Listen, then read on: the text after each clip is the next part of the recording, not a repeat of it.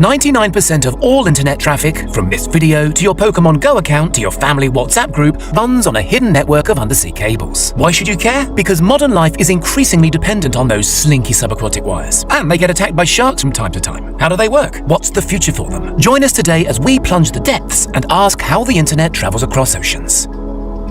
According to the authoritative Submarine Cable Map website, there are currently 493 active or actively under construction subsea internet cables crisscrossing the globe. These range from the relatively modest 300-kilometer Azerbaijan to Turkmenistan wire running under the Black Sea to the absolutely gargantuan 6,600-kilometer Marea cable linking Virginia Beach in the US with Bilbao in northern Spain. Marea weighs the same as 24 blue whales, apparently. The firms laying down this serpentine superhighway, worldwide there's now 1.5 million kilometers of undersea data wires, are cagey about how much it all costs. But professional estimates indicate a typical transoceanic cable should set you back between $300 and $400 million, which seems like a lot because they're not especially thick, typically around the girth of a garden hose, and that includes layers of protective thixotropic jelly around the all-important fiber optic core, plus multiple plastic sheaths and copper wiring to power the thing. But even so, on average they can ferry an awesome 100 gigabytes per second in data, with newer and forthcoming cables able to transmit 400 gigabytes per second. So how does so much data fit down such slim channels? Part of the answer is an extremely sophisticated data wrangling technique known as dense wavelength division multiplexing. Put simply, dense wavelength division multiplexing lets data providers use more than one wavelength of light to convey information fiber optically. Instead, several wavelengths are employed simultaneously and stacked, creating astonishing data speeds. This happens at buzzing data center-like landing sites at either end of the cable. Are the cables just straightforward long wires? Not quite. Every 70 to 100 kilometers or so along the seabed, cables are punctuated with so-called repeaters. These essentially serve as amplifiers, keeping the signal strength up to par over long distances. That's why the cables incorporate copper conductors, by the way, carrying up to 10,000 volts of DC to power the repeaters. How are the cables laid? They're first coiled into vast cylindrical drums on specialized cable-laying ships. As much as a year's planning and charting will go into plotting the perfect transoceanic route. Bad locations for undersea cables include anywhere volcanic, or anywhere especially earthquake or mudslide prone, or anywhere heavily trawled by fishermen. The cable is spooled out the back of the ship at a sedate pace of around 10 kilometers an hour. If the ship encounters bad weather,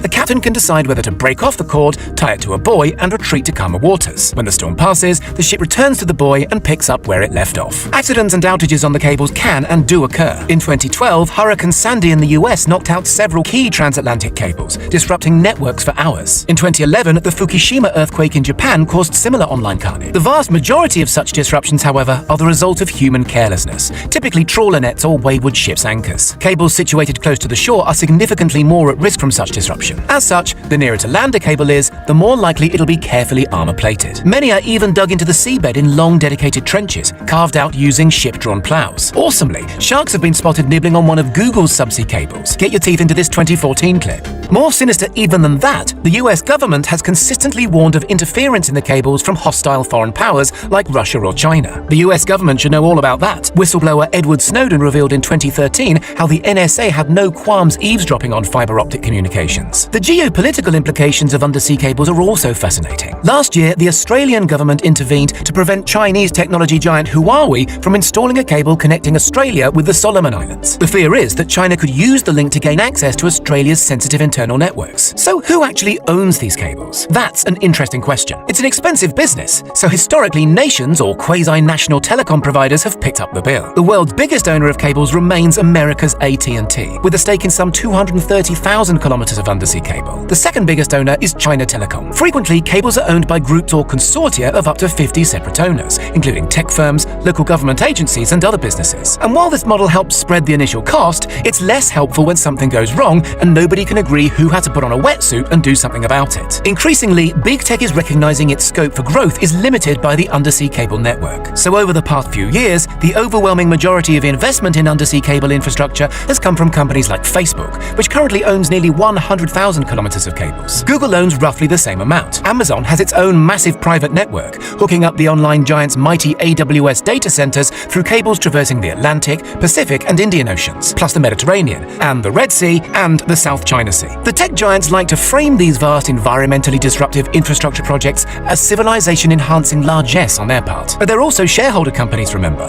who know perfectly well that increasing the number of human beings online is the only way they can continue to grow. Hang on a second, you're probably thinking, what about Starlink? Isn't our old mate Elon about to make the internet wireless any day now? For now, cable is by far the cheapest and most efficient means of yeeting vast packets of data over incredibly long distances fast. Even normally bullish Musk says Starlink is only aimed at people who don't presently enjoy access to high-speed fiber. But who knows how that'll pan out in a decade or two. For now, the future is very much undersea cables. Only this summer, Google and Facebook announced a joint initiative to build an undersea cable named Apricot. Apricot will link up Singapore, Japan, Guam, the Philippines, Taiwan, and Indonesia by the year 2024. The longest subaquatic cable ever, a 45,000-kilometer billion-dollar monster called To Africa that will link up 33 nations, was just bankrolled by a Facebook-led consortium. What do you think? Will mankind's ingenious submarine network one day look as obsolete as the telegraph? Let us know in the comments. And don't forget to subscribe for more totally wired tech content.